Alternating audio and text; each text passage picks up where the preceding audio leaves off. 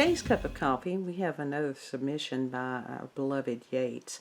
And I really appreciate this. And Yates has had an extraordinary life, and he's been very aware of what's out there and in there and upside down. And Yates writes, "What started out as an odd sighting has now taken on a different form. I used to be active with a remote control model aircraft group. About 8 or so years ago, my wife and I were driving to the disused USAF airfield where we used to fly our models. Turning down the lane that led to our runway, we saw a very low-flying plane which I instantly recognized as a Douglas Dakota. We stopped the car and watched it fly in front of us from the right to the left and what appeared to be about a half a mile away or less. The turning props could clearly be seen glinting in the sunlight. It was silent, even though the huge engines were turning the props. We watched for about a minute before it was out of sight over a tree line. I Googled a photo of the same Dakota, but the article from the picture was very interesting. Here's part of the article, quote, "Multiple residents of Derbyshire, England, are once again reporting encounters with a mysteriously silent ghost plane flying overhead. Last month, the Derby Telegraph published an article about the plane, sharing witness accounts describing it as a dark, low-flying World War II-style aircraft. Not long after, they were inundated with dozens of new reports from other residents who had also recently witnessed the plane. The descriptions matched the others. An old plane, perhaps with a dark green color that made no sound despite flying very low. In one instance, it was heading away from nearby Eggington Airfield and, according to the witness, looked like it was going to crash. Another witness reported that it looked like a Douglas Dakota, perhaps one that was about to hit the ground.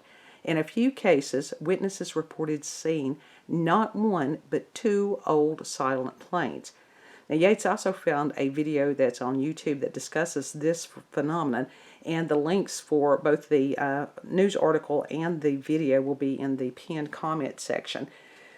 After watching the video, and especially the fact that some of the observers had witnessed a darkening of the area around the plane, that really to me sounded like it was some kind of a projection product there. And this is odd. I mean, like I said, all this, not just what Yates has witnessed, what Joe had witnessed, that very well could be some kind of a projection. And it would not surprise me in the least. I've been waiting for it. I figured it was going to happen in 2020, but I'm still waiting for it as far as this deception of aliens, of a spaceship, these people from another planet. We seeded the planet. We're actually here to save you, and that is not how that's going to go. So interesting, and these things just keep building and building, but we were told that that was going to happen. So thank you, Yates. I appreciate you greatly. If you have any supernatural, paranormal, spooky, scary, whatever it is, if it's Bigfoot, different things like that, whatever sightings, if you just want to talk with me, shoot me an email at cupofcoffeewithscream@gmail.com. And you don't have to worry about it. I'm not going to make fun of you or whatever, because it is a matter of trying to destigmatize these encounters, try to figure out what is going on, try to poke holes in darkness by shedding light on these things. That is always one of the tactics of the enemy, is don't talk about this.